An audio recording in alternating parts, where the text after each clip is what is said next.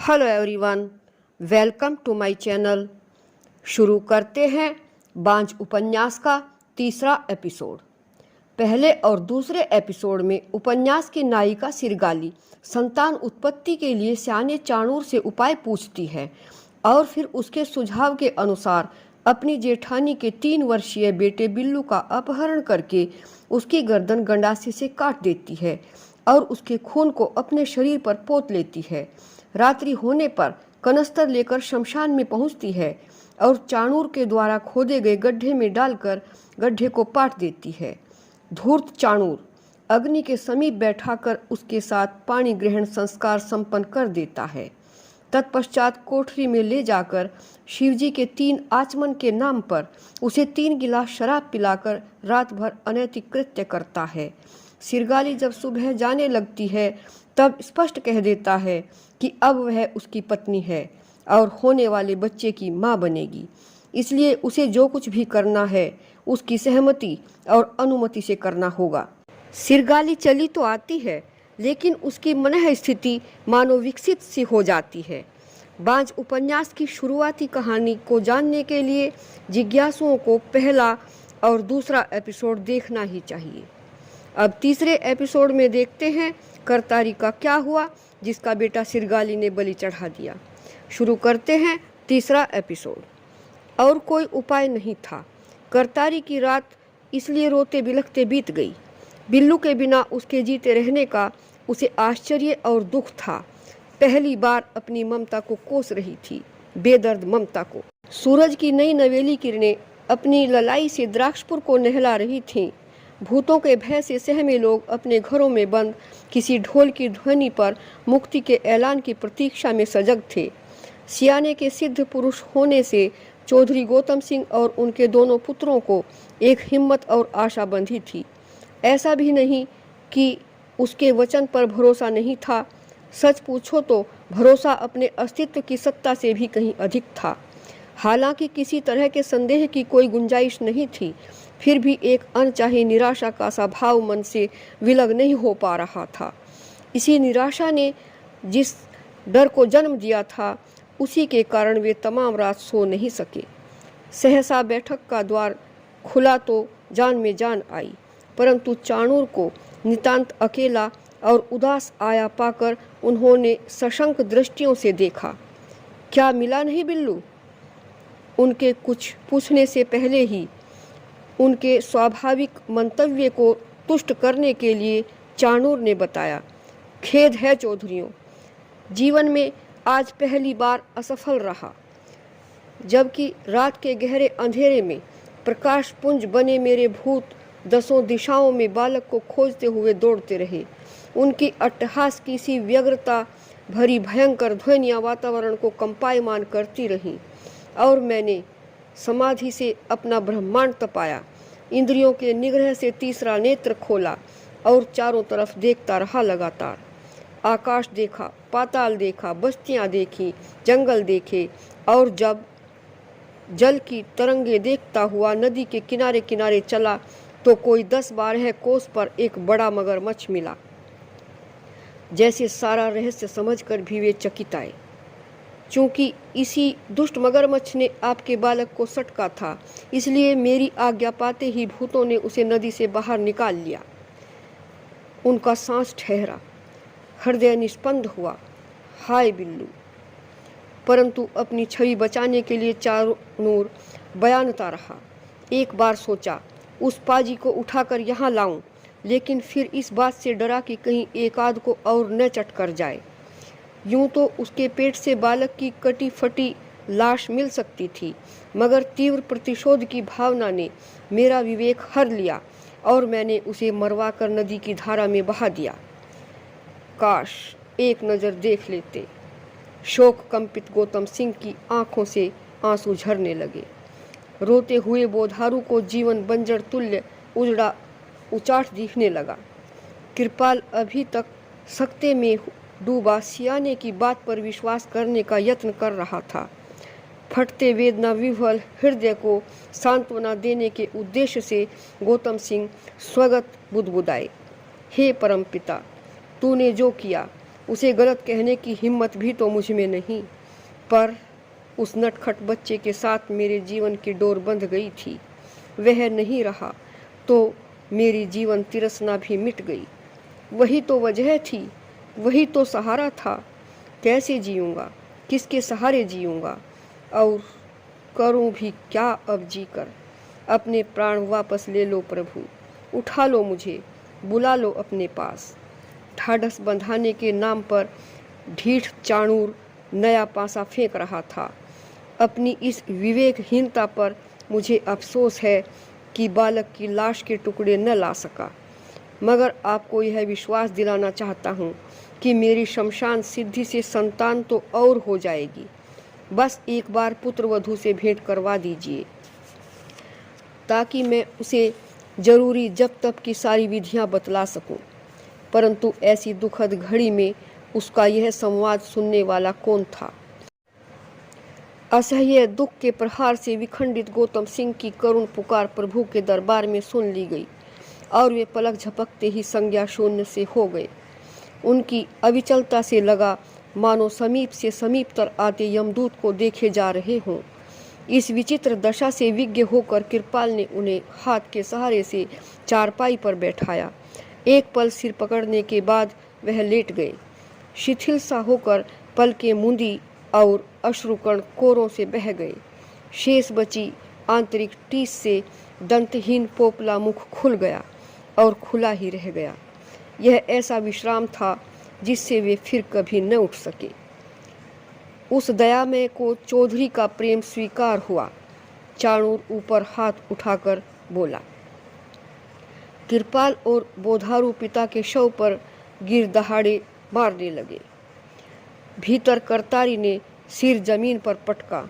तेरा नाश हो भगवान। इस समय यदि उसे देवरानी का दुष्कर्म ज्ञात हो जाए तो साक्षात काली बनकर उसका लहू पी जाए। देवित्व के साथ राक्षसिनी का वह रूप भी छुपा है नारी में, जो प्रलंकारी है और जिसने सिरगाली से बलि जैसा घिनौना कर्म कराया। वही करतारी को पिशाचिनी भी बना सकता है। स्वयं व्यथित कृपाल और बोधारू सियाने के आदेश से बंधित ग्रामवासियों की मुक्ति की बात न सोच सके, इसलिए चाणूर ने ही ढिंढोरा पिटवाया कि सब घरों से बाहर निकल सकते हैं। बिल्लू को मगरमच्छ द्वारा सटक लेने और उसके सदमे में चौधरी गौतम सिंह की मृत्यु का दुखदायी समाचार पाकर लोगों ने शोक संतप्त परिवार के प्रति सहानुभूति व्यक्त की। बिल्लू के प्रति बाबा गौतम सिंह के अद्भुत वात्सल्य की चर्चा हर एक मुख पर थी। वही कुछ एक इस समस्त घटनाक्रम में चाणूर के रक्षात्मक प्रयास की प्रशंसा करने से भी नहीं चूक रहे थे। अलबत्ता प्रयास की निष्फलता भी किसी से छुपी नहीं थी। बोधारू की ड्योढ़ी पर लोगों का तांता लगा था। सभी आए पर सिरगाली न आ सकी। मन की अपराध भावना तन की बेड़ियां बन गई और वह अपने कुत्सित कर्म पर, कर्मजन्य परिणाम पर अकेली रोई और रोती रही। चौधरी गौतम सिंह को बैकुंठवासी हुए आज तीसरा दिन था। दिन को चूल्हा न चढ़ता, रात को दिया न जलता। डांगर ढोरों के चारे सानी का होश न था। घर में कोहराम मचा था और सब एक दूसरे की सहानुभूति के पात्र थे। स्वर्गीय गौतम सिंह के छोटे पुत्र सिद्धार्थ के अतिरिक्त कई एक मेहमान आ पहुँचे थे। मृतकों के प्रति शोक में रुदन अभिव्यक्ति की परंपरा जारी रखने के साथ सभी के समक्ष एक नई चिंता आ खड़ी हुई थी। करतारी के एकाएक विक्षिप्त हो जाने की चिंता। यह चोट ही ऐसी थी कि मात्र हृदय का विदीर्ण हो जाना स्वाभाविक ही था। और फिर बिल्लू तो हजारों प्रयत्नों के बाद प्राप्त हुआ था। उसके इस तरह ओचक छिन जाने के गम को करतारी बर्दाश्त नहीं कर सकी।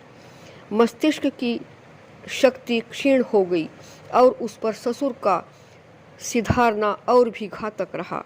ससुर की अर्थी उठने के बाद से तो कदाचित गुमसुम ही हो गई बेचारी, पाषाणवत निस्पंद सी। ऐसी बदहालत सुनकर वैद्य उप्रेती जी स्वयं आए। उनके किसी प्रश्न का उत्तर देने की स्थिति में वह नहीं थी। सारी दशा का विश्लेषण करके उन्होंने कहा था कि उसके मन में व्यथा वेदना की अनुभूतियाँ जगाकर जितनी जल्दी रुलाया जा सके उतना ही अच्छा है। यदि वह न रो सकी तो धीरे धीरे मस्तिष्क की रही सही चेतना भी खो जाएगी और वह पागल हो जाएगी।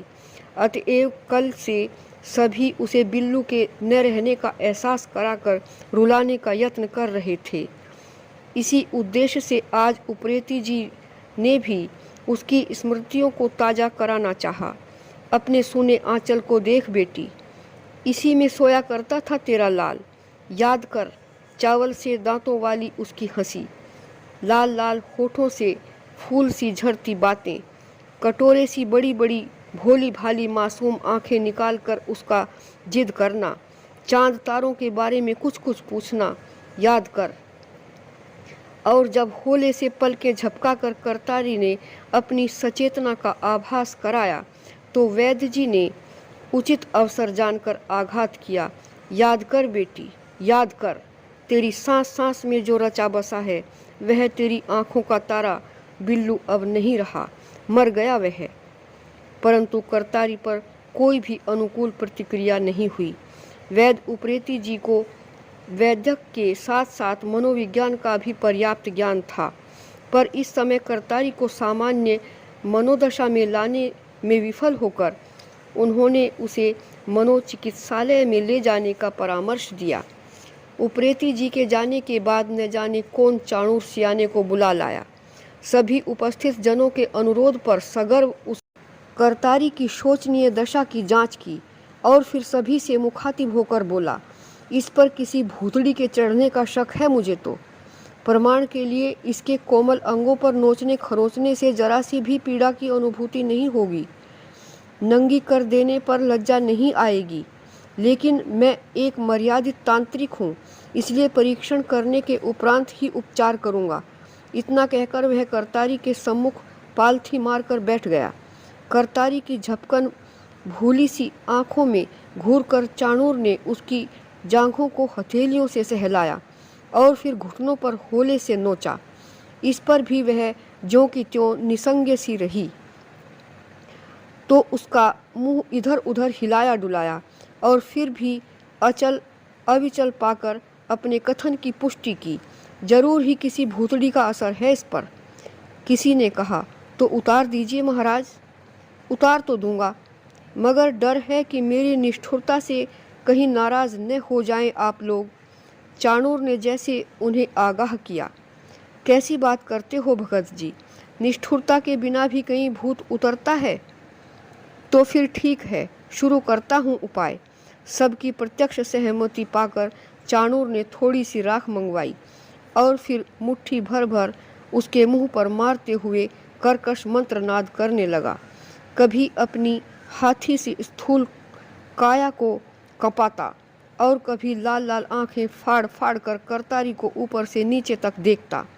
उसका यह भयावह रूप देखकर कई लोग बुरा सा मुंह बनाकर बाहर चले गए तथा छोटे बच्चे अपनी माँओं की छातियों से चिपक गए। अश्रुसिक्त मुख और उलझे चिकटे बालों पर राख की तह जम जाने के कारण करतारी भूतड़ी सदृश ही लगने लगी। उसकी अभंग जड़ता से चाणूर ने और भी कठोरता बरती। उसके बालों को पकड़कर वह उसके अरक्त कपोलों पर चपत मारने लगा। बता कौन है तू, जल्दी बता, नहीं तो लोहे की शलाका से तेरा तन बदन दाग दूंगा। तुझ जैसी शैतान की अक्ल ठिकाने लगाने वाला हूँ मैं, जल्दी बता, नहीं तो देख। कहने के साथ साथ तड़ तड़ातड़ कई चपत जड़े और भोंडी भोंडी आवाज़ों से आतंकित करता हुआ उसके स्तनों, जघन स्थलों और गालों आदि पर चुटकियां भरने लगा। इस बार करतारी को अल्पाभास हुआ और वह भद्दे ढंग से खे खे करके हंसने लगी। उसके इस हंसने पर सभी लोग सियाने के कार्य कौशल के बारे में निर्भ्रम होकर घुसर फुसर करने लगे, जिसे रोकने के लिए उसने सभी को डांटा और उसे पुनः क्रूरता से पीटने लगा। परंतु वह ज्यों ज्यों पीटता जाता था, करतारी त्यों त्यों और अधिक खिलखिलाकर हंसती जाती थी। अभी यह क्रम चल ही रहा था कि बाहर से सिद्धार्थ आ पहुंचा। करतारी का छोटा देवर। दयनीय दशा को प्राप्त भाभी के साथ 2 टके के सियाने का यह अमानुषिक व्यवहार देखकर वह क्रोध से कांप उठा। बंद करो यह ढोंग। सभी किंकर्तव्य विमूढ़ से निर्वाक रह गए। आंखें तरेरता हुआ सिद्धार्थ चाणूर के पास आया। क्यों बे, किसने बुलाया तुझे? यह इलाज है या पिटाई? तेरी यह मजाल की भला चाहता है तो उठ यहाँ से और नाप अपना रास्ता। सहमा सहमा सा चाणूर निशब्द उठा और अपमानजनक इस प्रहार की युक्ति न पाकर इस तरह चल दिया कि देख लूँगा फिर कभी। एक वयोवृद्ध ने सामने आकर सखेद रोकने का प्रयास किया। यह लड़का नादान है, शहर में रहकर पथभ्रष्ट हो गया है, इसका कैसा बुरा मानना। रुक जाओ। परंतु वह तो आवेशित हो चुका था। जहाँ चाणूर का सम्मान नहीं होता वहाँ वह एक पल भी नहीं रुकता। जाने दो मुझे, वरना अनर्थ हो जाएगा। और बेबस सांड के समान हुंकारता फुंकारता चला गया। सभी को संबोधित किया सिद्धार्थ ने। आप लोग भी अक्ल से पैदल हैं, निरे मिट्टी के लोंदे। वह दुष्ट पामर भाभी पर अत्याचार करता रहा और आप श्रद्धालु बने ताकते रहे, क्योंकि आपको यह मालूम नहीं था कि दिमाग के असंतुलित होने पर मनुष्य की संवेदनशीलता समाप्त हो जाती है और उस पर नोचने और मारने का कोई प्रभाव नहीं होता। जानते हैं, गलत असर हुआ है उसके मारने पीटने का। भाभी का यह लगातार हंसना, सिर को हिलाना और हाथों पैरों को पीटना इस तरह पागल कर गया है यह उन्हें, और इस पागलपन के दोषी हैं आप लोग। साथियों, इस एपिसोड को यहीं ख़त्म करते हैं और चौथे एपिसोड में देखते हैं करतारी का आगे क्या होता है और धूर्त चाणूर सिरगाली से और क्या क्या करवाता है। अगर आपको यह वीडियो अच्छा लगा हो तो इसे लाइक करें, शेयर करें और सब्सक्राइब अवश्य करें। धन्यवाद।